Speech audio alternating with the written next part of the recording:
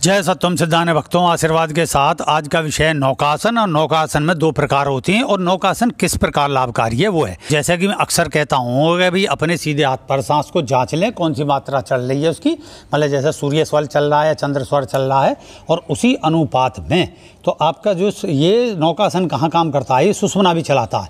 और सबसे बड़ा ये काम करता है, जैसे बहुत से कुंभक लगाते हैं, कुंभक लगाया तो उनकी ये पेट की जो है ये चढ़ जाती है, मांसपेशी ऊपर की ओर चढ़ जाती है, मूलाधार की ओर कम प्राण की गति होती है। नतीजा क्या है कि मूलाधार धीरे धीरे वीक होने लगता है और परिणाम स्वरूप जो मूलाधार से संबंधित रोग हैं, जैसे यूरिन की समस्या, आपका जो है वीर्य दोष, स्वपन दोष, इस तरीके के अनेकों प्रकार के, वीर्य की शुद्धि नहीं होनी, रज की शुद्धि होनी स्त्रियों में, ये जो सारे गर्भाशय से रोग नीचे के, ये सारे होने प्रारंभ हो जाते हैं। योग में इसको बताया गया है कि पेट को किस तरीके से दबाएं, तो इसमें एक तरीके से पेट दबता है और पेट पर ही मेन जो है केंद्रित किया जाता है सारा।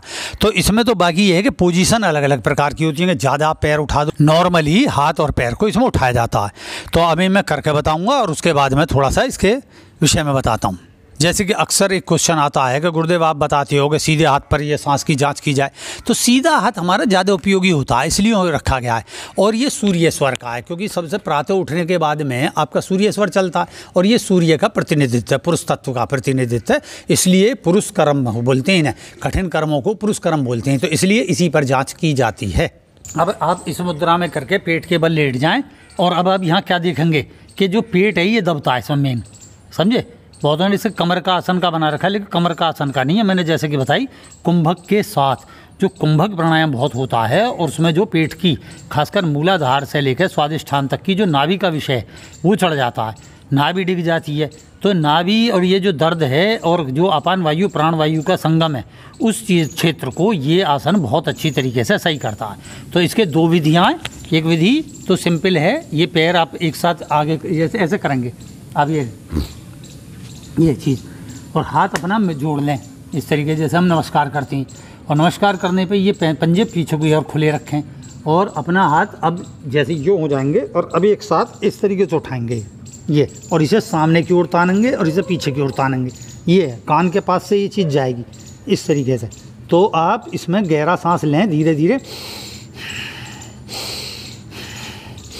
आपका हर सांस मूलाधार तक जाए, जितना मूलाधार तक जाएगा उतना मूलाधार के जो रोग हैं, जितने भी यूरिन संबंधित, वो सब सही होंगे, मल की विधि सही होगी। ये सारा विषय है इसमें, ठीक है। और दूसरा है इसके साथ में ये कमर पे हाथ रख लेते हैं यहाँ ऐसे करके। तो जैसे मैं स्वर का बताया तो सही था, स्वर चल रहा तो इसको पकड़ेगा उल्टा हाथ और ये इस तरीके से उठ जाएगा, और आप इसको पीठ को पीछे की ओर खींचेंगे, जितना खींचेंगे उतना कमर पर जोर पड़ेगा। ये कमर के लिए है, वो पेट के लिए था और ये कमर के लिए, ये ध्यान रखें। समझ में आ गई होगी। कंधे को खींचना है और ये ऐसे प्रेशर रखना है, तभी उठ पाएगा, बैलेंस बन पाएगा और आराम से उठ जाएं। अब प्रश्न आता है कि इस आसन को कब करें।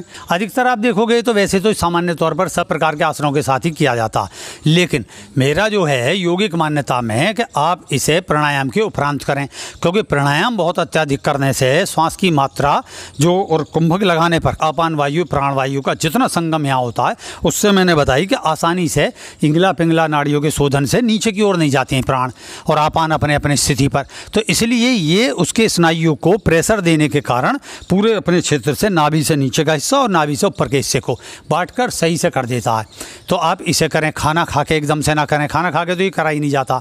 और ये जो है अगर खाना भी खा के करना पड़ गया किसी वजह से आप नहीं करें तो 2.5 घंटे बाद करें। और इस आसन को कितनी बार करें? इस आसन को 2 बार से ज़्यादा नहीं कर सकते, क्योंकि 2 स्थितियाँ हैं इसकी, एक जो मैंने बताई सामने हाथ करके और एक है जो पीठ के पीछे ले जाकर, इसलिए 2 बार करें।